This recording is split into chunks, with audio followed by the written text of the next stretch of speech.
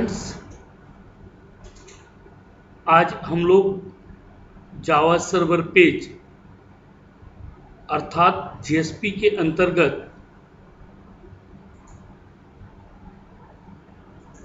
JSP directives में JSP page directive हम लोगों ने इसके पहले वाले वीडियो में पढ़ा था।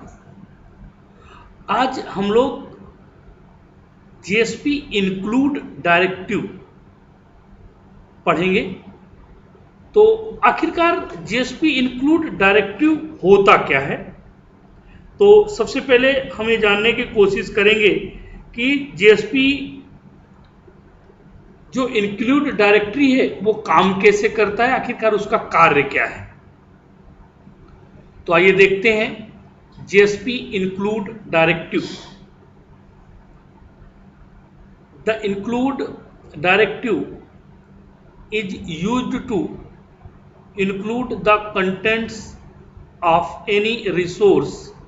It may be JSP file, HTML file और text file।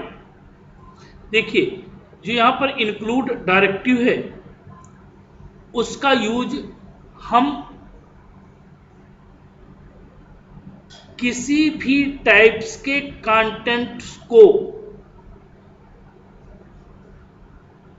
वो किसी भी प्रकार के रिसोर्सेस के साथ हो उसे इंक्लूड करने के लिए अर्थात जोड़ने के लिए हम यूज करते हैं।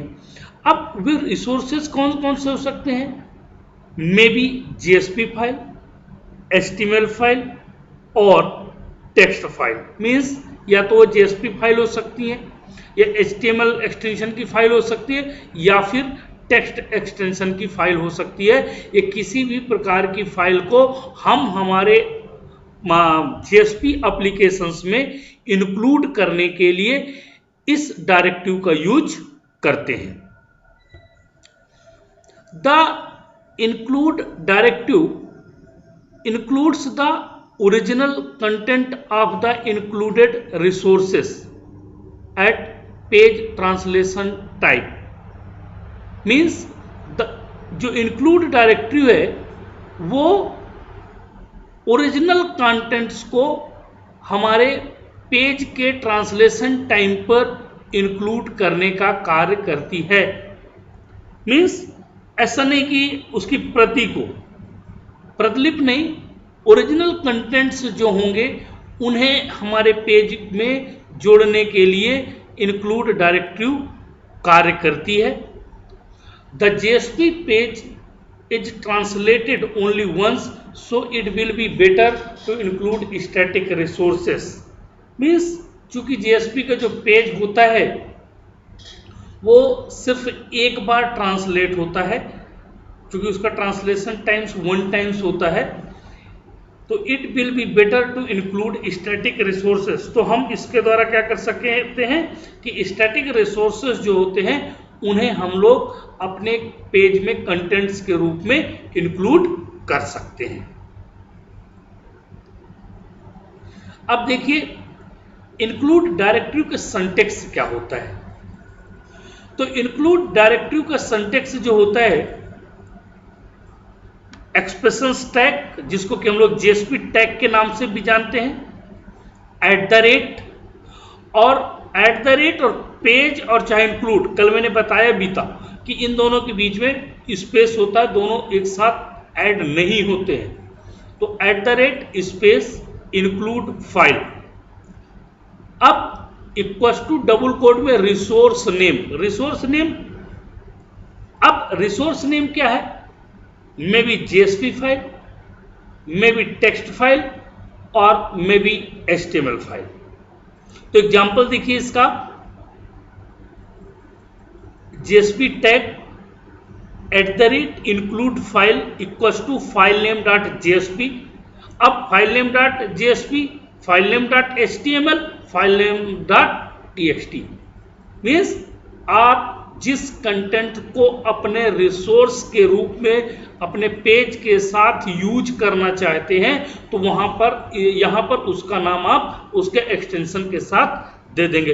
विदाउट एक्सटेंशंस अगर नेम दे देंगे तो आपके कंटेंट कहीं से भी इंक्लूड नहीं होंगे। अब देखिए एक प्रोग्राम है, मैं ये फिगर आपको एक्सप्लेन कर रहा हूं।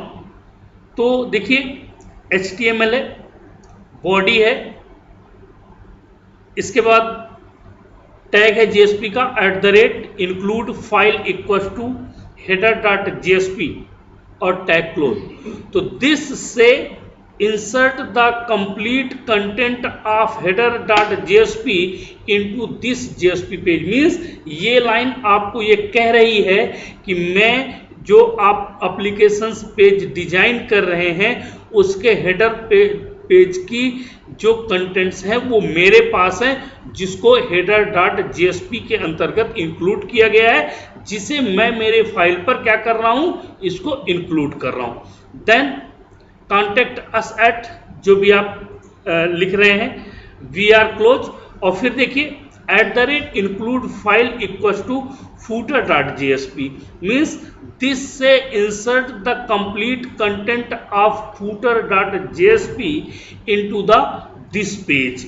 मीन्स किसी भी पेज के लिए दो बड़े महत्वपूर्ण पार्ट होते हैं। First one is the header and the second one is the footer. मतलब हेडर और footer that is the important part of the any web page.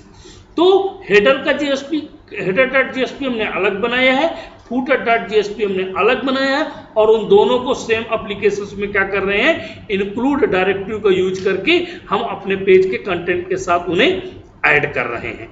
Body close, HTML close. तो जस्ट फॉर सेक ये एक example है कि means इस तरह से हम इसको डिजाइन करेंगे। हम हमारा एग्जाम्पल खुद का भी बनाएंगे, ठीक है। तो ये मैंने आपको एज ए पिक्चर्स कि हमको ये समझ में आए कि आखिरकार हम इसके साथ क्या क्या कर सकते हैं। अब rules and semantics of JSP include directive means conventions rule है JSP पेज को इंक्लूड करने के लिए, JSP इंक्लूड डायरेक्टिव को JSP पेज में इंक्लूड करने के लिए। तो the inclusion happens at translation time when the including JSP page is being compiled। जब JSP का पेज आपका कंपाइल्ड होता है उसी समय आपका JSP पेज ट्रांसलेट होते समय अपने साथ ऐसी फाइलों का इंक्लूजन करता है जिन्हें हम इंक्लूड करना चाहते हैं। The JSP compiler merges the include files source code into the current JSP page to produce a final page। Means JSP compiler क्या करता है, ऐसी कई सारी include फाइल्स को जिनको आपने सोर्स कोड के साथ करंट JSP पेज में जोड़ा हुआ है उन्हें मर्ज करके एक फाइनल पेज आपके सामने डिस्प्ले करता है। जैसे अभी लास्ट स्लाइड पे आपने देखा कि एक प्रोग्राम में दो प्रोग्राम इंक्लूड किए गए हैं, पहला तो header.jsp और दूसरा है footer.jsp। अब जब ये प्रोड्यूस होगा, ये फाइनली रन होगा, तो वहां तीन पेज नहीं दिखाई देंगे, वहां सिंगल पेज दिखाई देगा और हमको ये भी नहीं पता चलेगा कि हमने हेडर कहां से लाया, हमको तो लगेगा हमने इसी पेज में इसको डिजाइन कर रखा है। तो ये क्या करता है, आपके करंट पेज में प्रोड्यूस कर देता है, ठीक है। The following pictures explain the inclusion process for the include directive. अभी देखिए ये आपको कैसे इंक्लूड होता है वो पिक्चर्स के थ्रू मैं आपको एक्सप्लेन कर रहा हूं। आप देख पा रहे होंगे, आपकी स्क्रीन में दिख रहा है a.jsp नाम का एक पेज है आपका, आपने उसमें इंक्लूड किया हुआ है b.jsp। तो a.jsp में b.jsp को आपने इंक्लूड कर रखा है और b.jsp का अलग से कोड है। अब जो फाइनल कंपाइलेशन होगा, आफ्टर कंपाइलेशन आप देखिए फाइनल a.jsp में दो कलर और ये रेड कलर जो हमने b.jsp का कलर निकाला था वो कलर्स उस पर क्या हो गया है, आपका इंक्लूड हो गया आफ्टर ट्रांसलेशन। तो जेएसपी जो इंक्लूड डायरेक्टिव है, बेसिकली जो इसका कार्य है या इसके कार्य करने का जो तरीका है वो कुछ ऐसा है। मीन्स हम एक हमारा पेज है, उस पेज में नंबर ऑफ जितनी भी फाइलें हम उसको इंक्लूड करना चाहते हैं, बस शर्त ये रहती है कि उस फाइल के नेम के साथ एक्सटेंशन नेम देना आवश्यक होता है। एंड द फाइनल एग्जीक्यूशंस, आप देखिए कंपाइल करने के बाद आफ्टर ट्रांसलेशंस आपको फाइनल पेज मिल जाएगा। अब आप फाइनल a.jsp में कहीं पर भी आप देखिए b.jsp का कहीं कोई नमो निशान नहीं है। अब सामने वाला अगर देखे, अगर वो इन दोनों को हम हाइड कर दे तो उसको लगेगा कि नहीं फाइनल a.jsp जो पेज बना है वो इतना अट्रैक्टिव डिजाइन किया गया है। अब देखिए जेएसपी इंक्लूड डायरेक्टिव के हम एग्जांपल्स देखेंगे किस तरह से इसको हम डिजाइन करते हैं।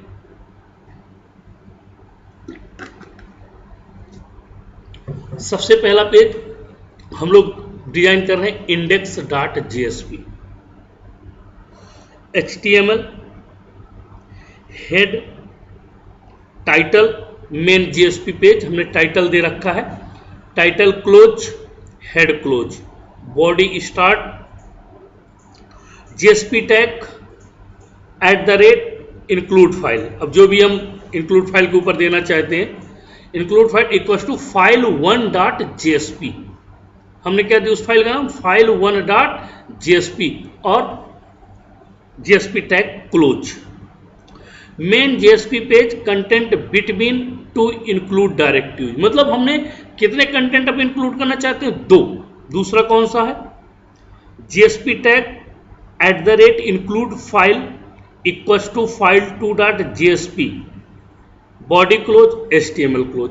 अब जब मैं index.jsp पेज को रन करूंगा तो file1.jsp का जो कोड होगा और file2.jsp का कोड होगा, तो फाइनल कंपाइलेशन के बाद वो हमारे मेन पेज में एक कंटेंट के रूप में डिफाइन हो जाएगा, जैसे हमें लगेगा कि हमने इसी पेज में इसको डिजाइन किया। अब आपके दिमाग में बात आ रही होगी कि file1.jsp और file2.jsp का कोड कहां होगा। file1.jsp और file2.jsp का कोड पहला तो आप उसी डायरेक्टरी के अंतर्गत डिफाइन करते हैं जहां आप एप्लीकेशंस डिजाइन कर रहे हैं। इन केस आप नहीं कर पा रहे हैं तो आपको उसका यहां पर एड्रेस देना पड़ेगा कहां पर वो फाइल स्टोर है। जैसे कि हम सेम डायरेक्टरी में, आगे मैं दिखा रहा हूं, हम तो सेम डायरेक्टरी पे काम कर रहे हैं। तो देखिए file1.jsp का कोड क्या है, p-align इक्वल टू सेंटर, मतलब पैराग्राफ का जो अलाइनमेंट होगा वो क्या होगा, सेंटर होगा। This is my file1.jsp and I will include it in index.jsp using include directive, मतलब माई file1.jsp है, इसे मैं index.jsp में इंक्लूड डायरेक्टरी का यूज करके इंक्लूड कर रहे हूं। मीन्स जो पैराग्राफ उस पर लिखा जाएगा उसका अलाइनमेंट क्या होगा, आपका सेंटर होगा। फिर file2.jsp, file2.jsp p-align equal to centre. अब इसमें पैराग्राफ क्या मैंने दे रखा है, सेंटर दे रखा है। दिस इज file2.jsp और ये क्या है, file2.jsp है और I will include it in the index.jsp using include directive. Means इसे भी मैं क्या कर रहा हूं कि इंक्लूड डायरेक्टरी का यूज करके index.jsp पेज में इंक्लूड कर रहा हूं। ओके, तो इस तरह से इस पेज को प्रोग्राम जब रन करने के बाद आप देखिए स्क्रीन पे क्या आ रहा है। मीन्स हमने प्रोग्राम रन किया, प्रोग्राम रन करने के बाद आप देखेंगे कि file1.jsp और file2.jsp आपको नहीं दिखाई देगा, आपको फाइनल पेज क्या दिखाई दे रहा है, index.jsp। आप उसी पेज पे इसको फाइनली कि रिजल्ट्स इसका प्रोड्यूस क्या होगा। तो आप लोग इस प्रोग्राम्स को रन करिएगा, कहीं पर भी कोई समस्या हो तो मुझे जरूर बताइएगा। थैंक यू, आज के लिए इतना ही काफी है। नेक्स्ट क्लास जो भी होगी उस पर अपन नेक्स्ट कॉन्सेप्ट